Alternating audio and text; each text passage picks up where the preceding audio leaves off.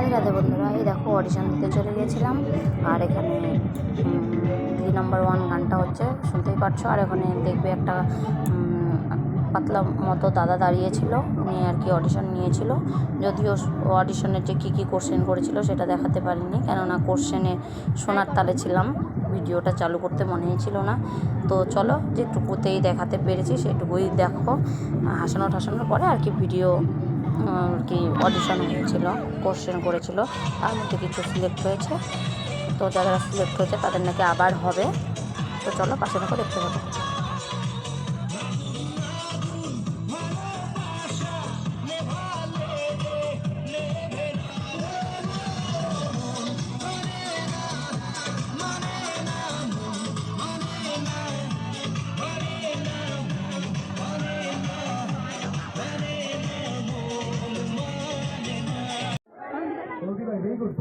আচ্ছা, এখানের মধ্যে আপনি কেউ আছেন যারা গ্র্যান্ড অডিশনে পার্টিসিপেট করেছিলেন?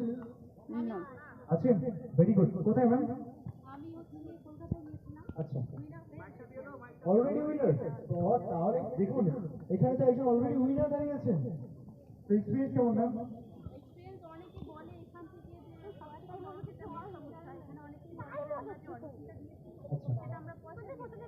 পয়সারই অডিশন দিয়েছেন আপনি?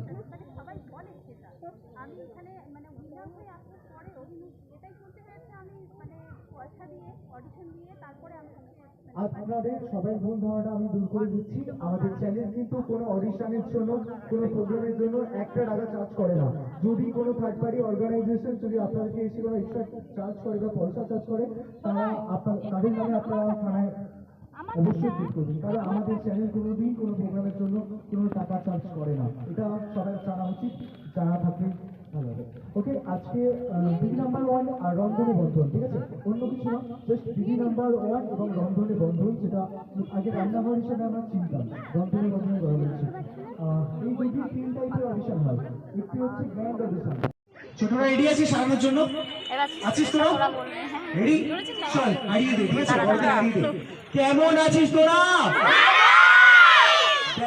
এনার্জি দেখেছেন, প্রথমে আপনারা হেরে বসে আছেন। দেখলে আমি জানতাম যে ওরা জিতবে।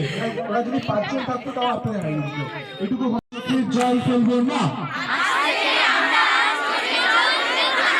আজ থেকে আমরা আর দুঃখ কষ্ট পাবো না। আজ থেকে আমরা আর চোখে জল জমতে দেব না, কারণ স্বাস্থ্য দপ্তর বলেছে নোনা জলে মশারা ডিম পারে।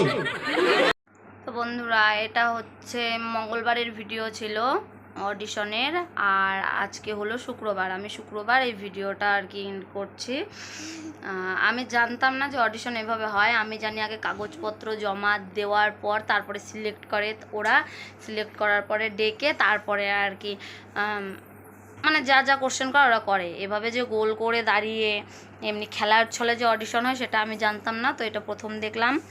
আর একটা দেখবে বাচ্চাদের চিল্লানোর আওয়াজ আছে, কিন্তু অ্যাকচুয়ালি বড়দের আগে হয়ে গেছে, আমি সেই ভিডিওটা নিতে পারিনি।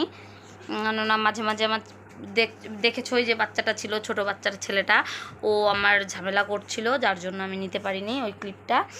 কিন্তু পরেরটুকু নিয়েছি, বাচ্চাদের চিল্লানোটা। তো বাচ্চাদের চিল্লানো শুনে বুঝেই গেছো যে ওদের ঠিক গলার আওয়াজ কতটা, গলার ভয়েস কতটা।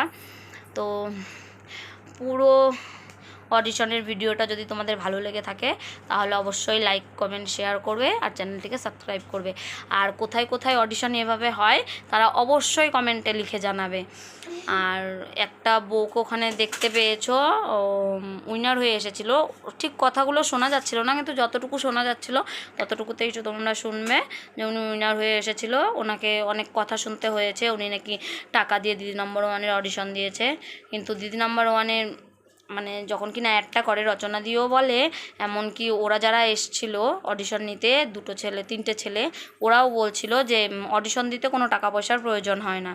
তো ঠিক আছে, চলো আর কথা বাড়াচ্ছি না, রাখছি এখানেই। Tata, bye, Radhe Radhe. সবাই ভালো থাকবে, সুস্থ থাকবে, আমরা অনেক ভালো থাকবো, সুস্থ থাকবো। দেখা হবে পরের কোনো ব্লগে বা ভিডিওতে। আমার কথা তুতলে যাচ্ছে, কেননা আমার মেয়েটা খুব অত্যাচার করছে। তো চলো রাখছি, বাই, টাটা, দেখা হচ্ছে পরের কোনো ভিডিওতে।